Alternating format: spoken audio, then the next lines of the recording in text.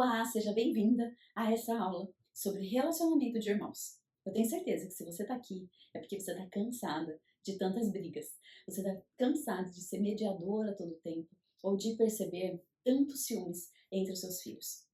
De fato, nós ouvimos que isso é totalmente normal. Eu preciso te dizer, isso é comum, mas não é normal. E de fato é um sinal de alerta para que a gente olhe para como nós temos sido ponte nessa relação. É você, mãe, que precisa ser ponte e mediar essa construção. Mas muitas vezes as nossas ações, inclusive as mais bem intencionadas, elas podem, na verdade, estar plantando rivalidade entre os nossos filhos. Vamos conferir agora se aquilo que você tem feito tem semeado essa rivalidade por aí. O primeiro aspecto, que é extremamente comum entre a educação que nós damos para os nossos filhos, é entendermos que precisamos fazer o máximo, tudo muito parecido, para que um não se sinta inferior ao outro, para que um não tenha ciúmes do outro e para que a gente seja justo. Na verdade, essa é uma visão bastante equivocada do que é justiça. Justiça não é a gente tratar os nossos filhos de maneira igualitária. Justiça é a gente dar a cada um aquilo que lhe é de direito. Então eu lembro que quando eu era muito pequena, que eu solicitava alguma coisa para minha mãe, ela dizia não. E ela já explicava. Se eu não posso dar para um, eu também não. Se eu não posso dar para todos, eu não vou dar para um. Ou seja, esse olhar igualitário. Na verdade, essa forma de pensar, ela acaba matando a individualidade. Os seus filhos não precisam desse tratamento igualitário. O que eles precisam é do seu olhar atento para a sua própria individualidade. É você observar a sua criança, compreender o que ela gosta, o que ela precisa e responder a isso. Vamos de um exemplo prático que eu sei que vocês adoram?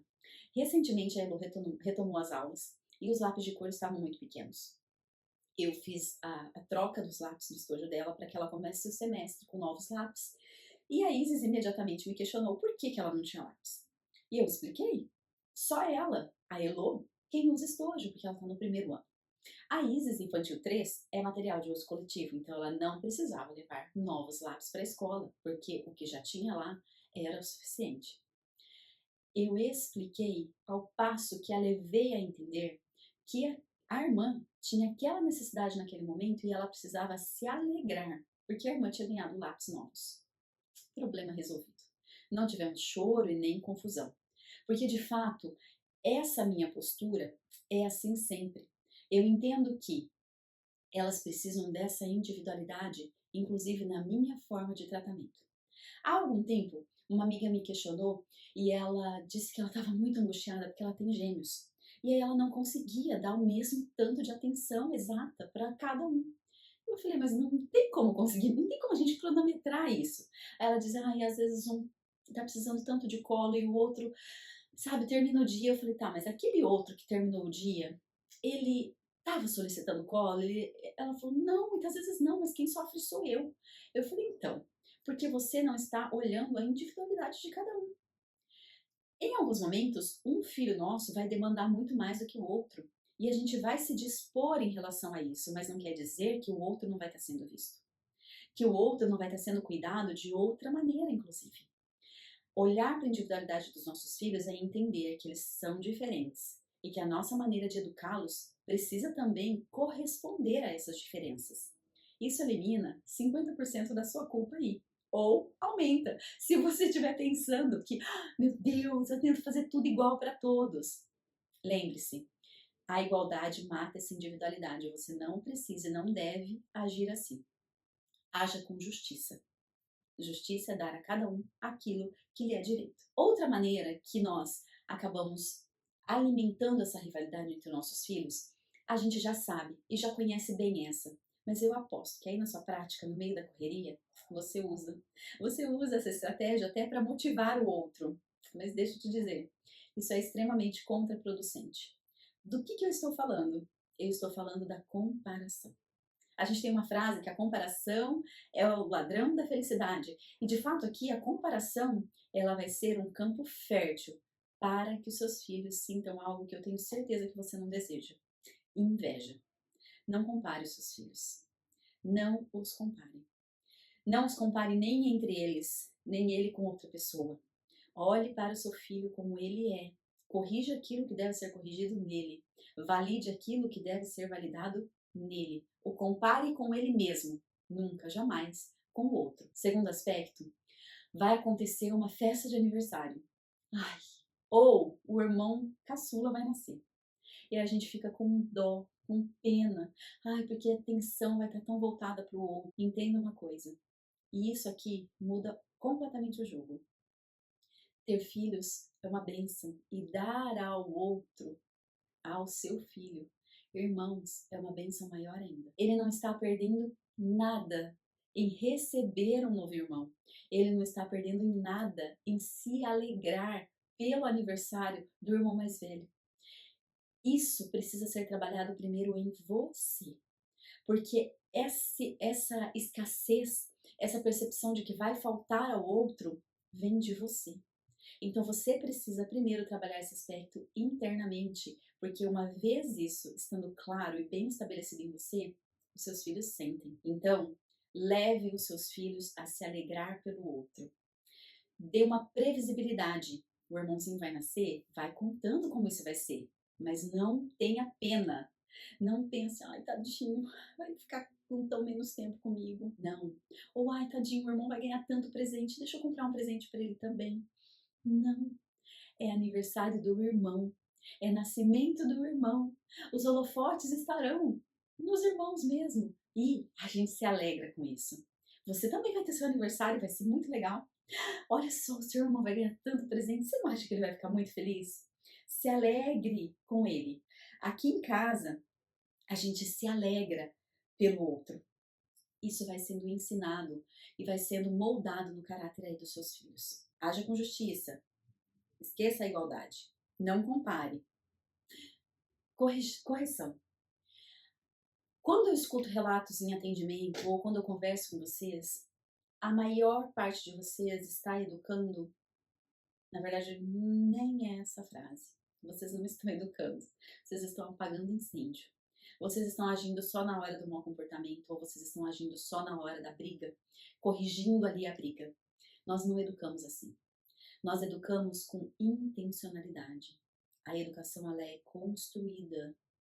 Educação não se resume à correção de mau comportamento. Entendido isso, o que é importante a gente saber aqui? Que, diante das brigas, a gente precisa começar a agir com antecipação. Você percebeu que seus filhos estão brigando muito? Observe qual é o motivo. Investigue esse motivo e comece a agir proativamente antes dele. E eu já vou ensinar vocês como fazer isso. Outro aspecto que ainda planta rivalidade é elogiar um em detrimento do outro. Então, por exemplo, ai, o seu irmão faz tudo certo, mas olha você. Nossa, Karina, ninguém faz isso. Faz, gente, não é pouco, tá? Então fique atenta ao que você está semeando. Por fim, já falei, tratar tudo igual, né?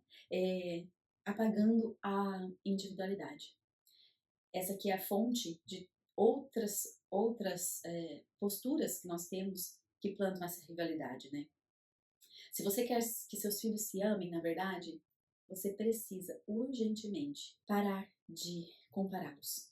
Aqui eu coloquei, se você quer que seus filhos se amem, pare de ensiná-los a se comparar. Uma vez que você compara os seus filhos, é isso que você está ensinando que ele faça. Ele vai se comparar em outros momentos, mesmo que você não faça. Então, stop. Agora, entendemos quais são as nossas ações, mesmo que com boa intenção, que minam e que criam essa rivalidade. Agora a gente vai entender qual que é os nossos papéis, qual que é o papel da mãe, qual que é o papel do pai na construção desses vínculos, para que esse vínculo seja um vínculo forte, robusto e que a gente veja os nossos filhos crescendo unidos. Primeira forma que a gente tem que pensar é como meu filho se sente amado, como ele se sente visto, como ele se sente pertencente a essa família. Pegue um bloquinho, um caderno, uma anotação do seu celular, qualquer coisa, e comece a escrever o que o meu filho mais velho gosta, o que ele não gosta. O que eu faço que ele se sente importante? Faça essa tarefa para cada um dos seus filhos. é uma lição de casa. Você vai anotar o que cada um dos seus filhos gosta, o que eles se sentem amados, percebidos, visto, e você vai colocar isso como uma intenção, como um planejamento aí na sua vida. A cada semana, você vai desenvolver estratégias, maneiras de dar atenção individualizada a cada um desses pontos. Então, eu vou dar um exemplo para vocês.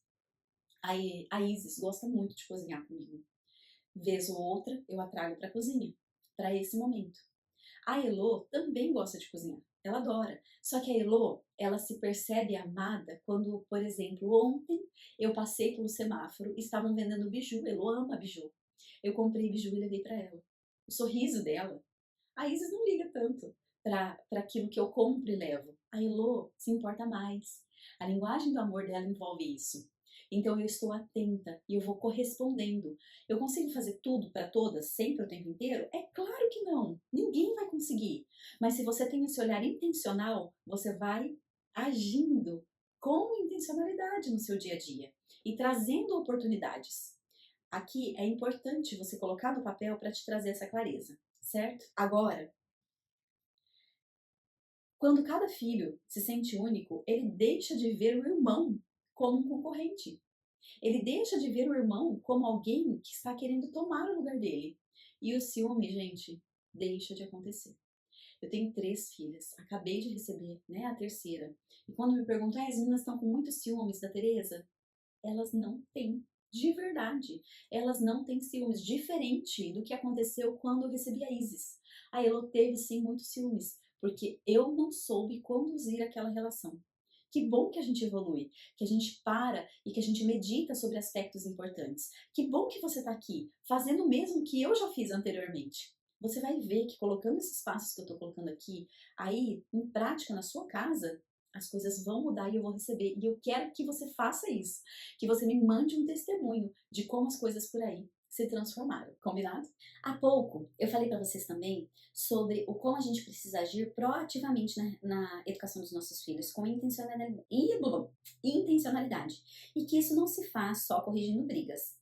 Aqui eu estou dizendo que é importante nós formarmos o imaginário dos nossos filhos, nós darmos recursos a eles para que eles criem um imaginário robusto sobre diversos temas. E aqui eu vou falar especificamente sobre o relacionamento de irmãos. E eu vou trazer um aspecto que é simples, extremamente simples, mas super positivo para a criação de vínculo entre vocês, para você inserir temas importantes e para você ir formando esse imaginário. Eu estou falando aqui de contação de histórias. Algo mais simples que isso.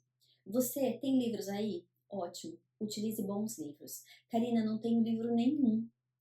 Não tem problema. Utilize o seu repertório.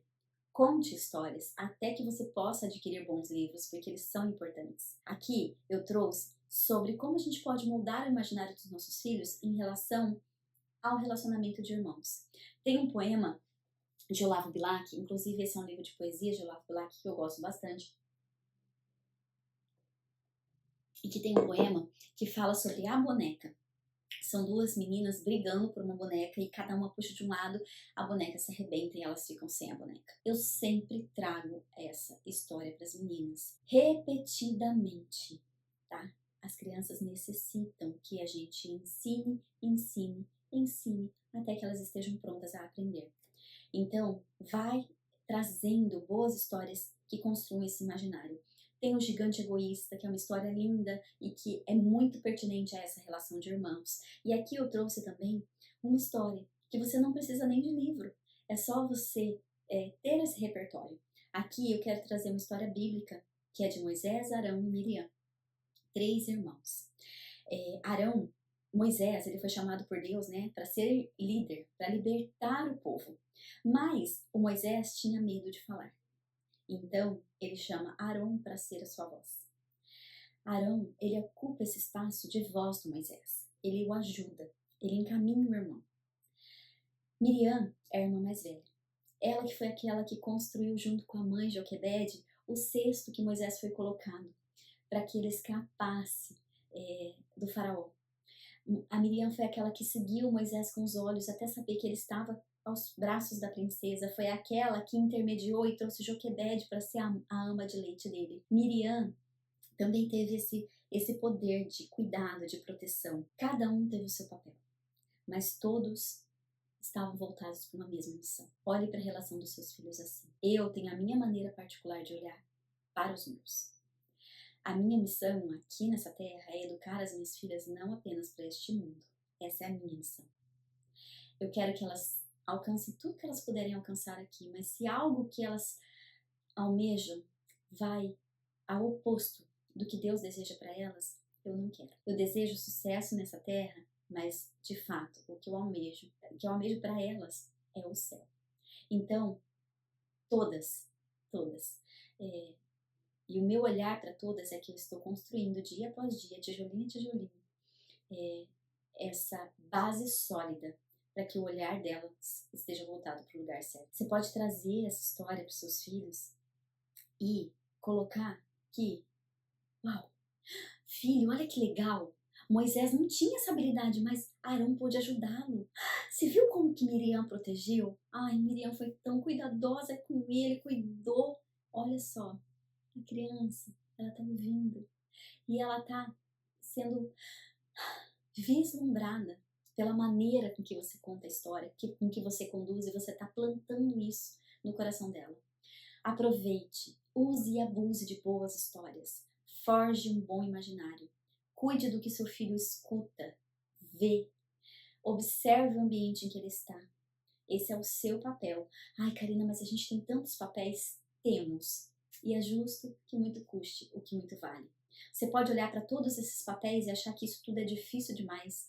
Ou você olhar para isso e falar, meu Deus, que graça, que bênção que é eu ser uma mãe que posso estudar cada vez mais, buscar informações, buscar ajuda quando necessário e ir trazendo um terreno fértil para a educação dos meus filhos. Não é lindo? Ah, gente, é bonito demais. Agora vamos lá. Como criar esse terreno fértil através desse seu olhar atento, dessa construção de individualidade, dessa formação de imaginário, e como você vai mediar tudo isso no seu dia a dia, inclusive os conflitos, que você tenha muita sabedoria nesse momento. O que é importante? Tire toda a música de fundo da sua cabeça. Eu sei que às vezes a gente tem um filho que provoca mais, que é mais egoísta, eu sei. Anote, inclusive, as más inclinações do seu filho. O que você tem que trabalhar em cada um. Mas a correção é feita individualmente. Está acontecendo uma briga? Chegue, se for necessário intervir, chegue nela sendo neutra. O que está acontecendo aqui? Não é o que você fez, certo? Seja neutra, como se você fosse não uma juíza. Atenção, não seja uma juíza, mas que você seja aqueles na lei, que eu esqueci o nome, que fazem esses acordos, que buscam a paz. Seja esse mediador, essa mediadora, em que você busque focar na resolução pela paz. E sabe o que isso quer dizer? Talvez você vai ficar extremamente espantada com o que eu vou te dizer agora, né? Ensine aos seus filhos que a cada briga há uma lição a ser aprendida. E que a cada briga também, quando ela acontecer, é uma oportunidade de aprendizado e de você ser melhor. Que as desculpas sejam rápidas, inclusive para tudo agora, quando não se está errado. Gente, viver em família é isso. É você se doar ao outro até quando você não está errado. E aí, você ensina a pedir desculpa. Porque qual é o objetivo da desculpa? Não é mostrar um culpado, é restaurar a paz, a convivência, o vínculo. Então, faça isso. Faça com que os seus filhos entendam que o objetivo maior é que a paz seja restaurada. E que nem sempre ter razão é o mais importante. Imagina, se todos os adultos pensassem assim, e a gente tem o poder de educar os nossos filhos dessa maneira. Vai ser incrível, não vai? Aproveite e ensine eles a lidarem com as emoções, a se acalmar, a respirar, a mostrar que eles não são a raiva que eles estão sentindo naquele momento, mas que a raiva precisa passar por eles, atravessar, sair e eles voltarem ao equilíbrio novamente. Aqui a gente já vai para outra aula de inteligência emocional e eu não vou fazer isso agora porque a gente já se alongou aqui, né? Eu, no caso. Entendido? Seja uma mediadora sábia de conflitos. Por fim, não esqueça, você é a ponte. É você quem planta a semente entre os seus filhos. Mesmo que eles briguem, mesmo que você erre, mesmo que um dia você compare, retome de onde você parou. Peça desculpas quando necessário. E entenda que você é o elo, você é aquela que une, aquela que está atenta para que não separe. E que você está educando não é para o agora. Não é para interromper a briga fácil, não é para resolver o problema correndo. Você está educando seus filhos para que eles se amem, se respeitem, sejam amigos, companheiros, mesmo quando você não estiver mais aqui, para estar mediando. Eu espero que você tenha gostado e que essa aula seja proveitosa para você. Não esqueça de colocar tudo em prática e de me contar os resultados, porque eu tenho total certeza e convicção de que eles serão muito positivos. Se você gostou do que você ouviu aqui, se isso mexeu com você, ou se você precisa de um pouco mais. Às vezes você tem uma dúvida específica que a gente não consegue trocar aqui. Ei, vai lá no meu link da bio, que eu tenho um presente para vocês agora.